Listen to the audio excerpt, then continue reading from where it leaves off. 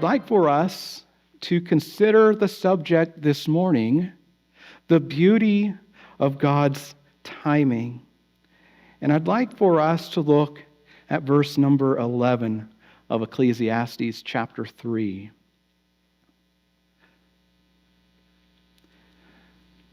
Ecclesiastes chapter 3 and verse number 11. He hath made everything beautiful in his time. Also he hath set the world in their heart, so that no man can find out the work that God maketh from the beginning to the end. You've heard the expression, and you've probably have said it a time or two yourselves, that timing is everything. Or at least that's what we like to think. We plan our lives around time. When to marry, when to work, when to retire. We measure success by what we accomplish in a certain amount of years. Yet for all of our clocks and all of our scheduling, timing still frustrates even the best of us. When things go right, we sometimes say, well, it was the right time. But when things don't go right, we wonder if we missed God's will. Perhaps we should have waited longer, acted sooner, or chosen differently. But Solomon, he knows that feeling well. As we've seen in the first two chapters of Ecclesiastes, he's examined life's pursuits, wisdom and labor and pleasure, and he found them all wanting or empty or meaningless or as a vapor. But now in chapter 3, he turns his gaze to time itself. Solomon acknowledges that there's a reason for every season, but his message is not that everything happens for a reason, but rather that everything finds its reason in God. He reminds us that the beauty of time is not to be found in its rhythm or its predictableness, but the beauty of time is found in its Redeemer. And so this morning I'd like for us to see that God's timing gives eternal meaning to temporary seasons of life. And that's what we see here communicated and illustrated for us by Solomon in particularly these first 8 verses of Ecclesiastes chapter 3.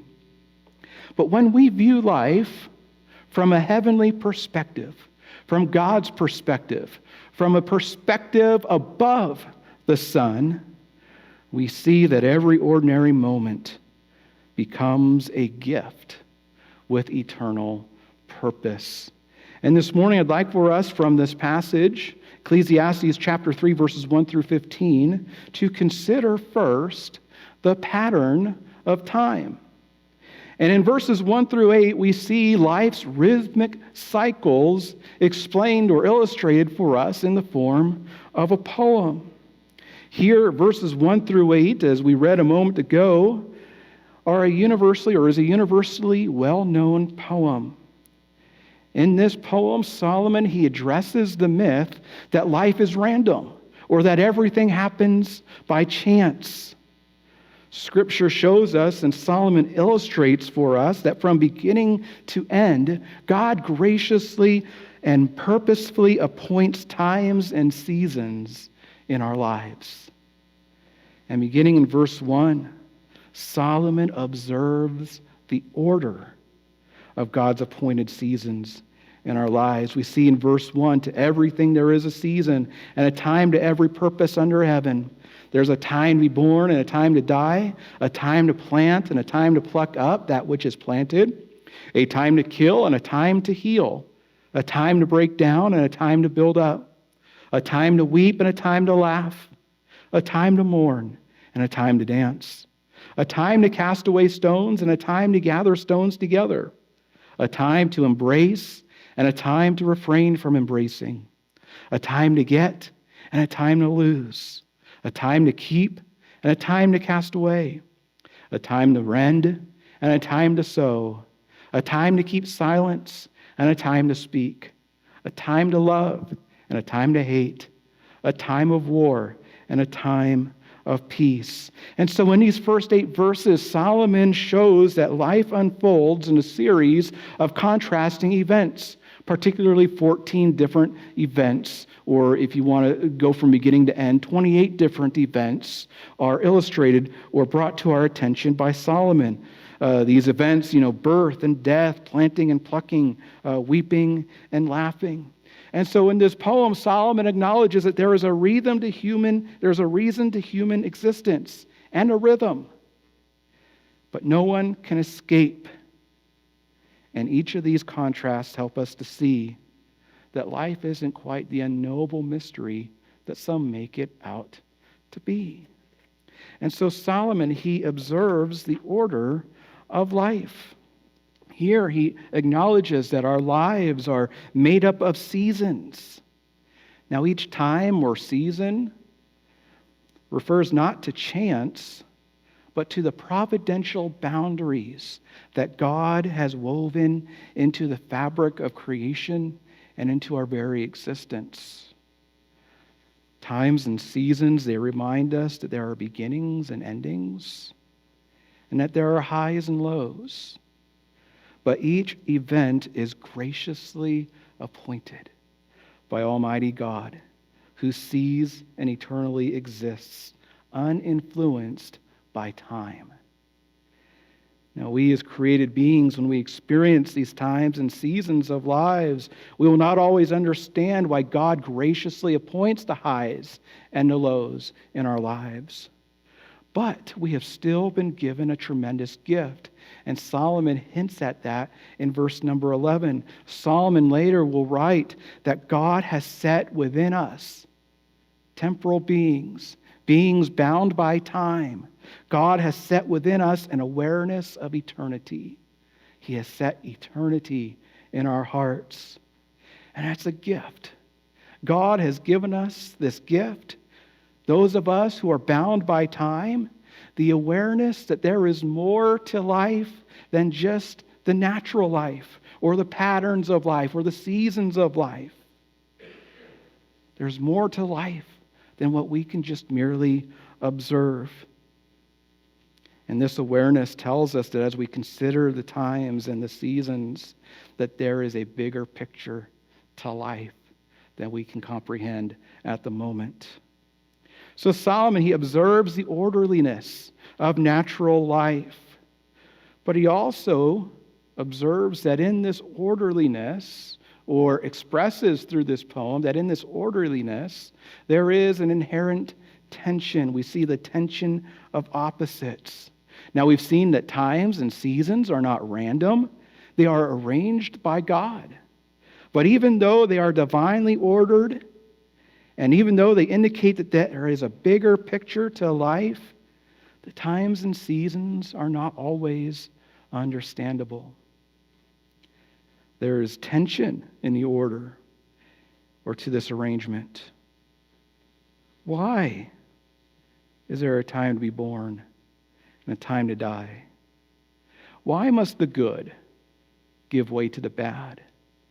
Why does every laugh end in tears? Why does every season of growth eventually fade away into decay? In life that is lived under the sun, Solomon acknowledges that every gain is followed by a loss. Every beginning ends in death, and every human effort eventually fades. And so what's the lesson that Solomon concludes from this ordering of life and the tension that exists in the opposites? Well, in verse 9, Solomon circles back to a familiar question that he has posed to us in the first 2 chapters. Solomon says in verse number 9, "What profit hath he that worketh in that wherein he laboreth?" We experience the times and the seasons that God has ordained and arranged in our lives, and we pursue through those, we persevere through those, we work through those. At times, we may even enjoy those particular seasons of life, but at the end of the day, what's left over? If we all meet the same fate as Solomon expressed in chapter 2, what profit is there? If we are living life merely under the sun, if we are living life limited to seeing life through a natural lens, then the obvious answer that is rhetorical at this point, Solomon says that there is no profit. There is none. However, God, our Creator, He has appointed orderliness to natural life, but He's done more than just that. By appointing orderliness to natural life, God indicates and suggests to us that there is something bigger to life. Life is not merely just about the temporal or the natural, what we can observe, what we can experience here in our short time on earth. But life from God's perspective is about more. It's about the eternal. And that's what verses 9 through 11 reveal to us. First, we've seen the plan of time, the ordering of time. But secondly, we see the purpose of time.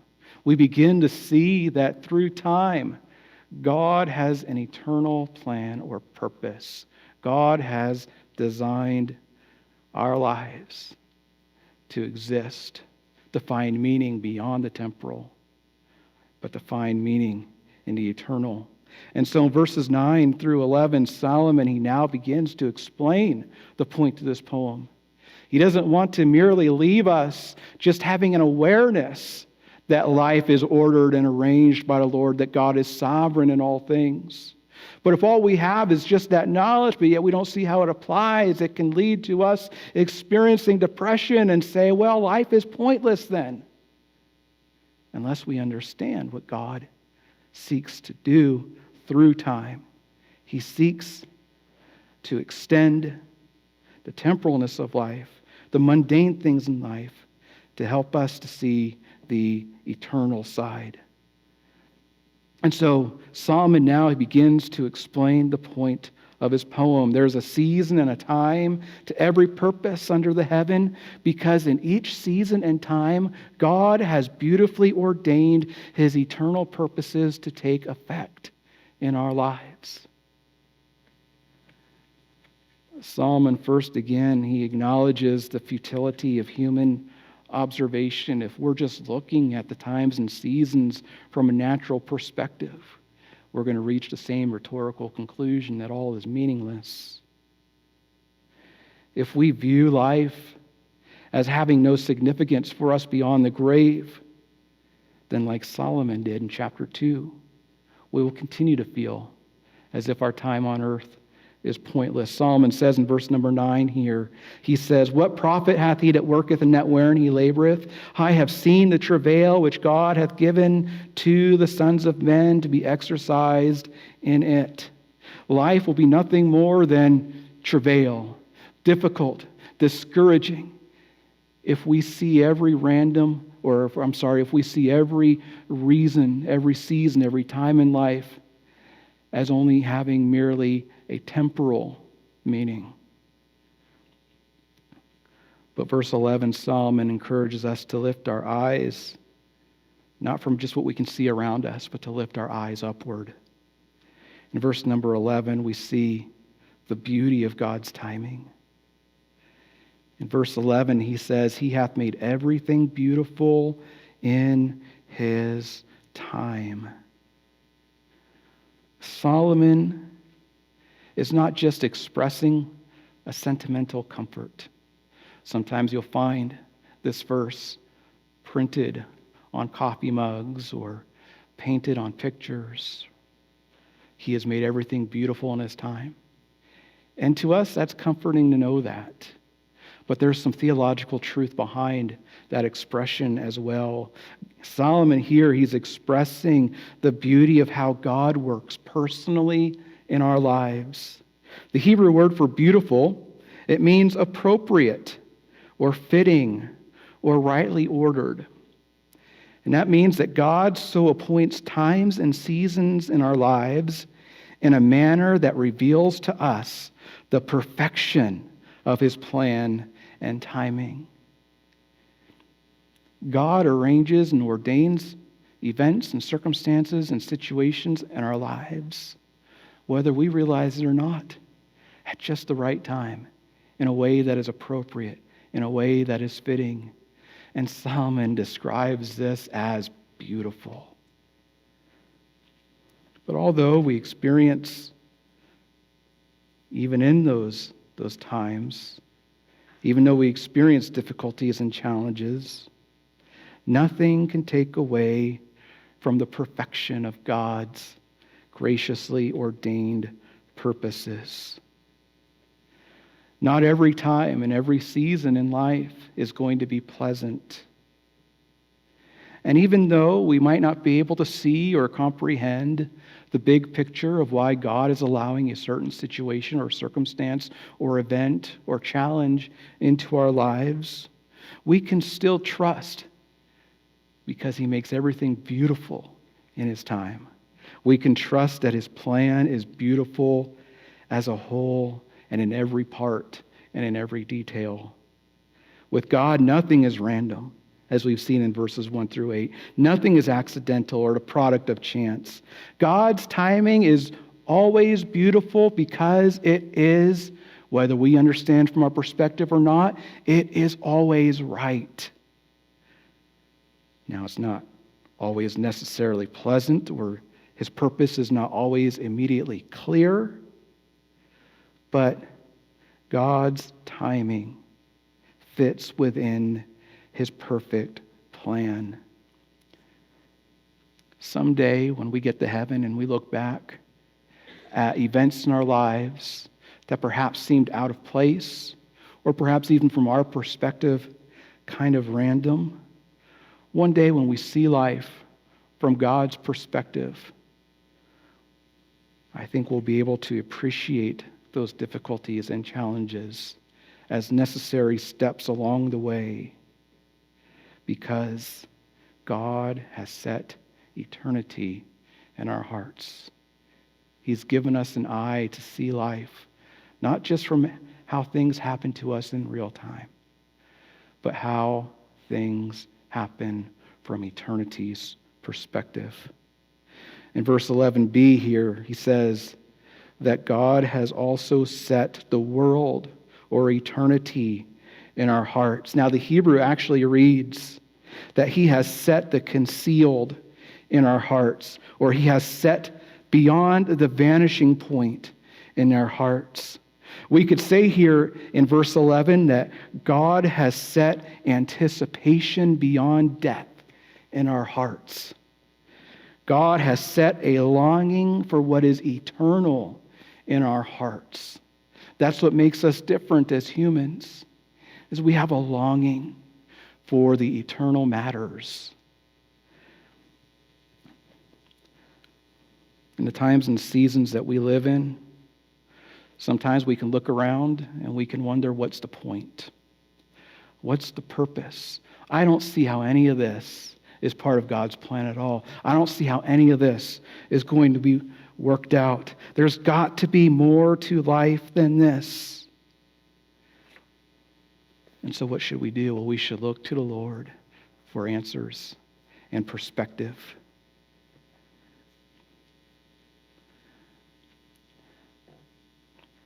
Let me try to illustrate that with a story.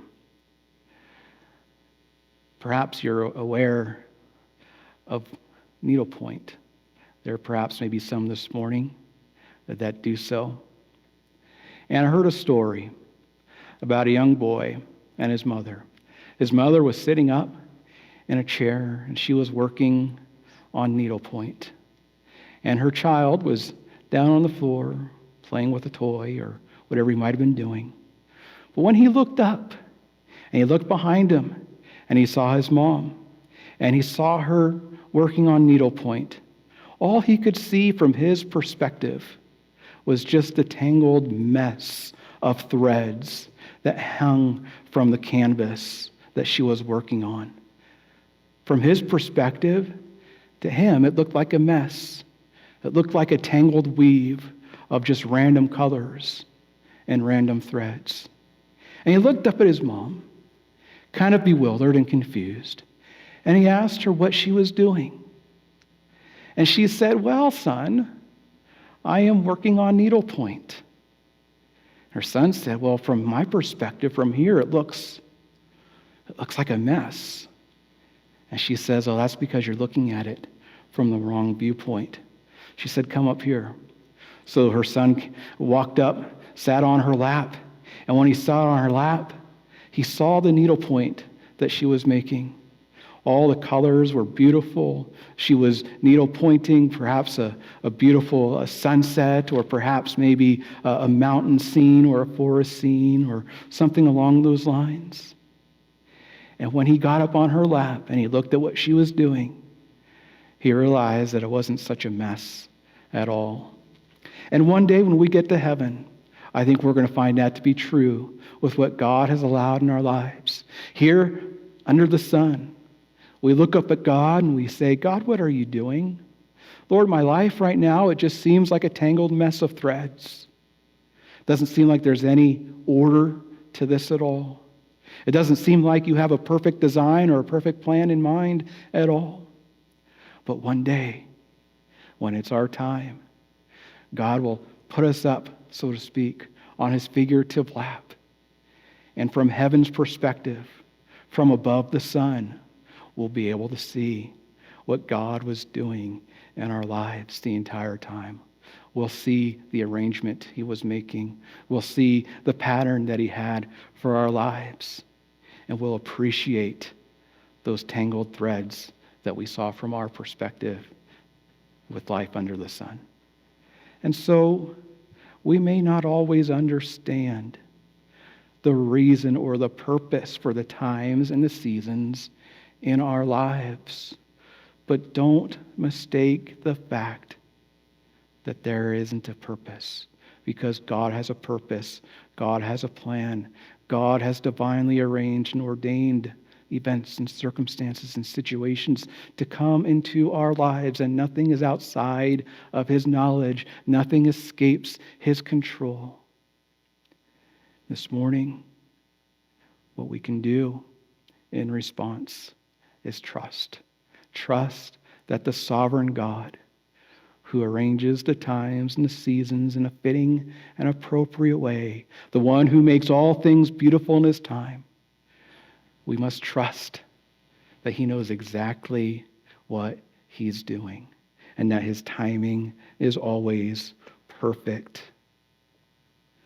But this is a struggle for us, and Solomon recognizes that it's not always easy to see life above the sun. And so at the conclusion of verse 11, Solomon remarks regarding the limitation of our human perspective. He says at the end of verse number 11, he says, "So that no man can find out the work that God maketh from the beginning to the end." Solomon acknowledges that us who live life under the sun, we cannot always trace God's purposes in their entirety. And this frustration that Solomon expresses is only resolved by faith. It's only resolved by trusting that Almighty God makes all things beautiful in his time. We must acknowledge that God's plan is beyond our comprehension, but it is never beyond his control. God doesn't call us to figure out his timing on things, but he calls us to rest in it. And so when Solomon says that God has made everything beautiful in his time, he's not describing a perfect timing that we recognize when we think God has come through for us. But rather, Solomon is declaring that every event in creation unfolds under God's eternal and sovereign order. And we should find great confidence and assurance and hope in that fact. Our perspective, it sees time as sequential and personal. It's either too early or too late for our care or our liking. But God's perspective sees time as complete, purposeful, and already perfect. We see fragments, but God sees the finished tapestry. So when Solomon calls God's timing beautiful, he means that it is eternally fitting, not necessarily convenient for us. God's timing is not about when he acts for us, but how he orders all things for his glory. And when we understand that, we stop demanding to see the beauty, and we begin trusting that the beauty of God's timing is already there. And so we'll conclude with just these first 2 points this morning. The beauty of God's timing. God has a purpose for every season and every time in our lives. God has fittingly ordained it, arranged it, and ordered it. Nothing is by accident. Nothing is random. Nothing is by chance.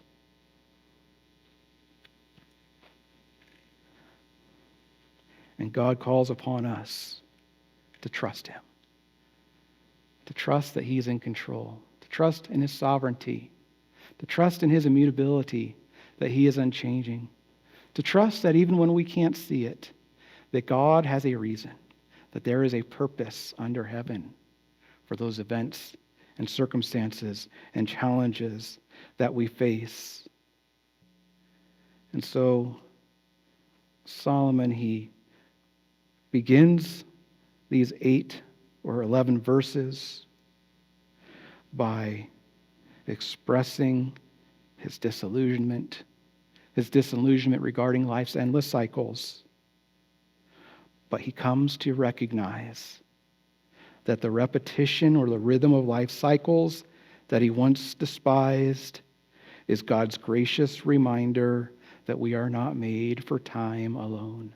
We are made for eternity. God has a bigger purpose for what he ordains in our lives than we can possibly comprehend as we live our life under the sun. And that should bring us great hope for the future. And so when we live life above the sun, every ordinary moment, whether pleasant or not, whether we understand it or not, it becomes a God-ordained gift with eternal purpose. And that's the beauty of God's timing.